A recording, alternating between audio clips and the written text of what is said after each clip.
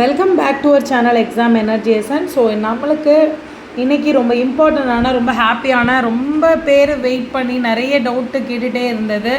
TN dead 2025 announce பண்ணியிருக்காங்க 11/8/2025. இன்றைக்கி notification வெளியிடப்பட்டுள்ளது, டிஆர்பியால் வெளியிடப்பட்டுள்ளது. அதை பற்றின டீட்டெயில்டு வீடியோ இப்போ நம்மளோட சேனலில் பார்க்க போகிறோம். ஸோ இதில் என்னென்னா ரொம்ப முக்கியமான விஷயம் என்னென்னா எலிஜிபிலிட்டி, எதுக்கெல்லாம் நமக்கு தேவை, எதெல்லாம் அதாவது என்னெல்லாம் இருந்தால் எழுதலாம். இது ரொம்ப முக்கியமாக நிறைய பேர் தெரியாமல் இருக்குது. அந்த எலிஜிபிலிட்டி க்ரிட்டேரியா அண்ட் எந்த மாதிரியான ஸ்டடி ஸ்ட்ராட்டஜிஸ் இருக்குது அப்படிங்கிறத கண்டிப்பாக நம்மளோட சேனலில் வந்து நீங்கள் ஈஸியாக தெரிஞ்சுக்க முடியும். ஸோ கண்டிப்பாக வீடியோக்குள்ளே போகிறதுக்கு முன்னாடி எக்ஸாம் எனர்ஜி எசன்ஸை இது வரைக்கும் நீங்கள் சப்ஸ்கிரைப் பண்ணிக்கல அப்படின்னா சப்ஸ்கிரைப் பண்ணிக்கோங்க.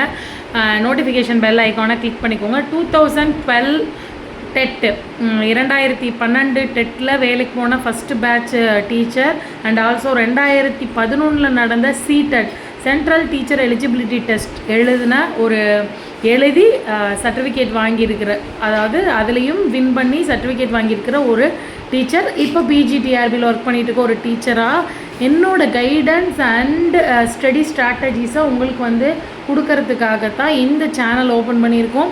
ஸோ இப்போ TN TET paper 1 and paper 2க்கான நோட்டிஃபிகேஷன் அறிவிக்கை அதாவது வெளியிடப்பட்டிருக்கு ஆசிரியர் தேர்வு வாரியத்தால். So 11/8/2025 notification number 3/2025. ஸோ 3வது நோட்டிஃபிகேஷனாக நமக்கு இது வந்து ரிலீஸ் ஆகிருக்கு. Tamil Nadu teacher eligibility test TN dead 2025 notification அப்படின்னு கொடுத்துருக்காங்க. So applications are invited from the eligible candidates in Tamil Nadu for TET paper 1 and paper 2. So 2025 through online mode only அப்படின்னு சொல்லி 8/9/2025 செப்டம்பர் 8ஆம் தேதி வரைக்கும் டைம் கொடுத்துருக்காங்க அப்ளை பண்ணுறதுக்கு.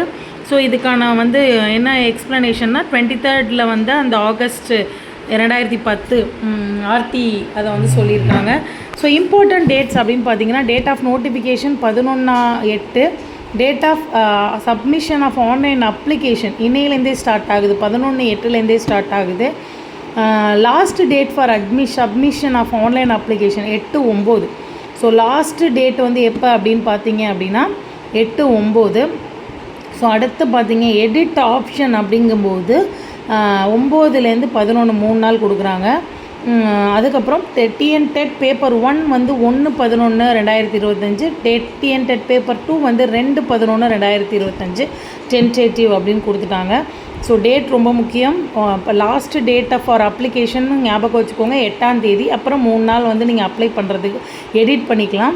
அதுக்கப்புறம் நவம்பர் 1ஆம் தேதி அண்ட் நவம்பர் 2ஆம் தேதி உங்களுக்கான பேப்பர் 1 அண்ட் பேப்பர் 2க்கான எக்ஸாமினேஷன். ஸோ அடுத்து இதில் டிஎன் டெட் ஏஜ் வந்து என்னென்ன மினிமம் குவாலிஃபிகேஷன் அப்படின்னு பார்த்தீங்கன்னா நமக்கு பேப்பர் 1க்கான குவாலிஃபிகேஷன் அப்படின்னு எடுத்துக்கிட்டிங்கன்னா டிடிஎட் முடிச்சிருக்கணும், கம்பல்சரி டிடிஎட் முடிச்சிருக்கணும்.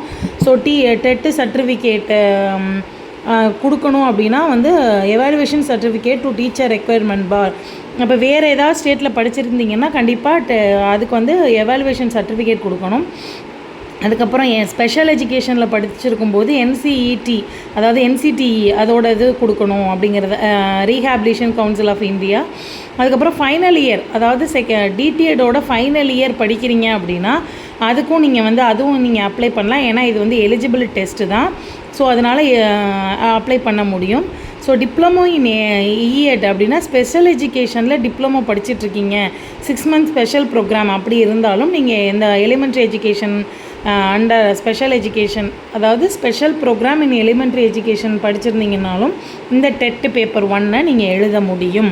ஸோ இதுக்கெல்லாம் வந்து மினிமம் எஜுகேஷன் குவாலிஃபிகேஷன் எதை பற்றினா அதோட ஜிஓ வந்து உங்களுக்கு கொடுத்துருக்காங்க.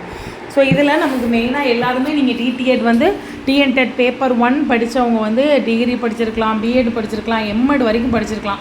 பட் டிடிஎட் கம்பல்சரி நீங்கள் படிச்சிருந்தால் மட்டும்தான் நீங்கள் இந்த எக்ஸாம் எழுத முடியும். அதில் தெளிவாக இருந்துக்கோங்க. டிடிஎட் கண்டிப்பாக படிச்சிருக்கணும்.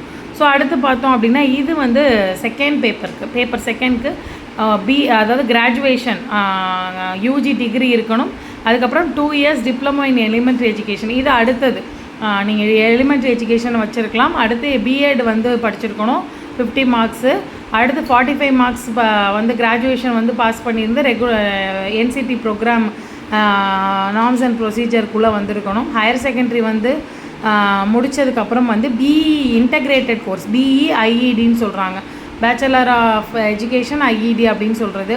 அதுக்கப்புறம் பார்த்தீங்க அப்படின்னா final year of BA BSc or BEd அப்படின்னு சொல்கிறாங்க. ஃபைனல் இயர் படிச்சுட்டு இருந்தாலும் நீங்கள் அப்ளை பண்ணலாம். Graduation with at least 50 marks and passed or appearing in final year of BEd. So final year of BEd special எஜுகேஷனாக இருந்தாலும் நீங்கள் அப்ளை பண்ணலாம். ஸோ இதுதான் ரொம்ப முக்கியமான கோட்டு. அடுத்து நோட்டு பார்த்தீங்க அப்படின்னா மேலே கொடுத்துருக்கிற இதெல்லாம் இல்லை அப்படின்னா நீங்கள் கண்டிப்பாக அப்ளை பண்ண முடியாது.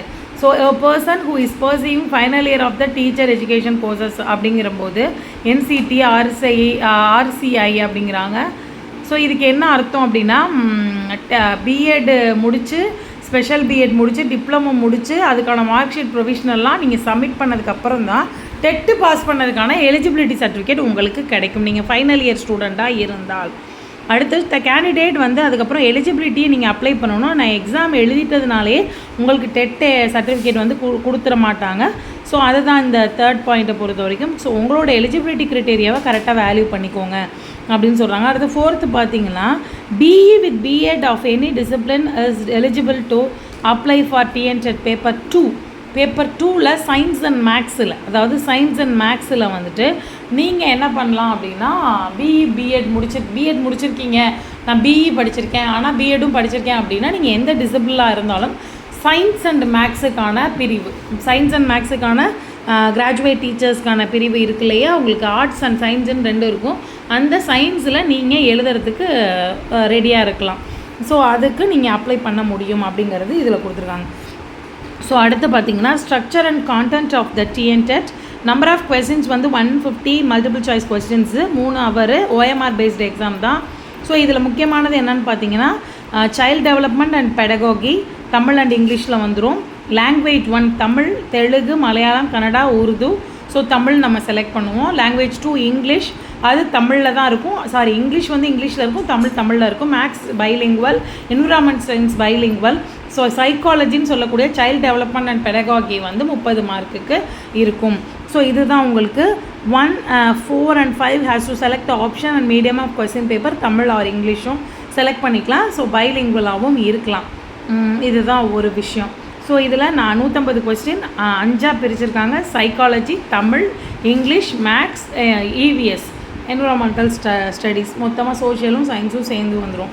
ஸோ 1 to 5 தான் அதோட ஃபோக்கஸ் அப்படிங்கிறதுனால இதுதான் உங்களுக்கு முக்கியமான விஷயம். ஸோ இந்த பாயிண்ட் ஆஃப் வியூவில் எப்படியெல்லாம் படித்தா நம்ம செலக்ட் ஆக முடியும் அப்படிங்கிறதுக்கு ஆல்ரெடி நான் ஒரு வீடியோஸ் போட்டிருக்கேன், அதை நம்மளோட டிஸ்கிரிப்ஷனில் கொடுக்குறேன்.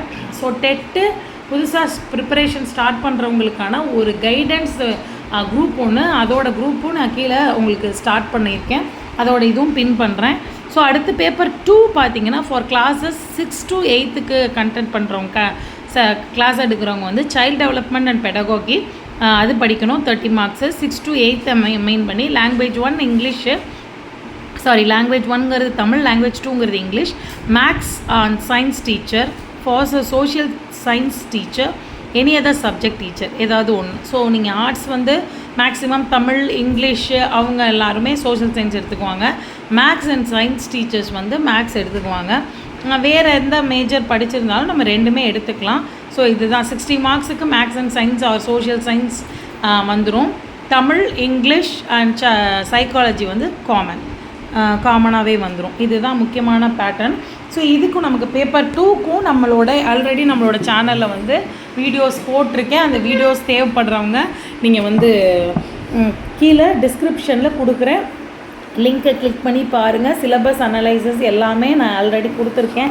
ஸோ அதை வந்து நீங்கள் கிளிக் பண்ணி பாருங்கள், உங்களுக்கு ரொம்பவே ஹெல்ப்ஃபுல்லாக இருக்கும் அப்படிங்கிறதுல எந்த மாற்று கருத்தும் இல்லை. ஸோ அடுத்ததாக பார்த்தோம் அப்படின்னா சென்டர் ஆஃப் எக்ஸாமினேஷன் 3 சென்டர் நம்ம செலக்ட் பண்ணிக்கலாம், இது நமக்கு தெரியும். அதுக்கப்புறம் வந்து பார்த்திங்கன்னா ஜென்ரல் இன்ஃபர்மேஷன் அப்படின்னு பார்த்தீங்கன்னா டெட் பேப்பர் 1க்கு வந்து ஜென்ரல் கேட்டகரி 90 மார்க்ஸு. அதுக்கப்புறம் SC, SCA, BC, BCM, MBC, others எல்லாத்துக்குமே ஜென்ரல் கேட்டகரி தவிர எல்லாத்துக்குமே 82 மார்க்ஸு. எஸ்டி வந்து 1 டைம் கன்செஷன் வந்து 60 மார்க்ஸ் எடுத்தால் போதும்.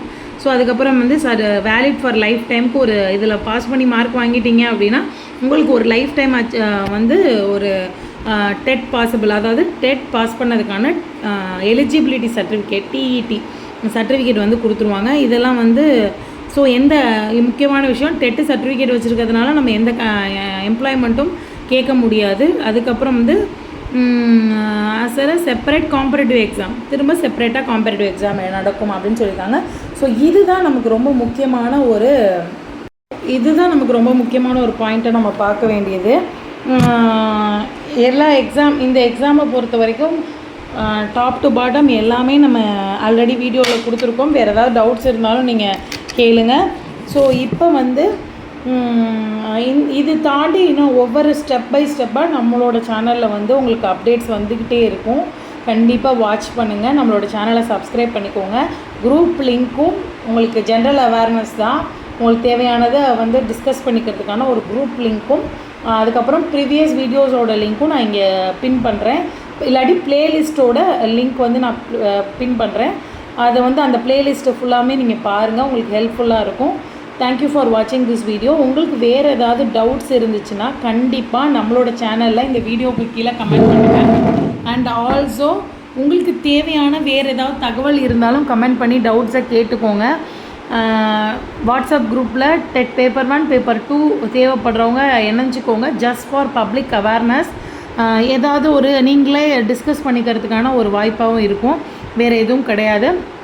அதுக்கப்புறம் பார்த்தீங்க அப்படின்னா ப்ரிப்பரேஷனை விரைவில் ஸ்டார்ட் பண்ணுங்கள். ஸோ யூஜிடிஆர்பி அடுத்து வர இருக்குது. இந்த எக்ஸாமை வச்சு கூட எழுதுறதுக்கான வாய்ப்பு இருக்குது, இல்லை இல்லாமையும் போடுவாங்க.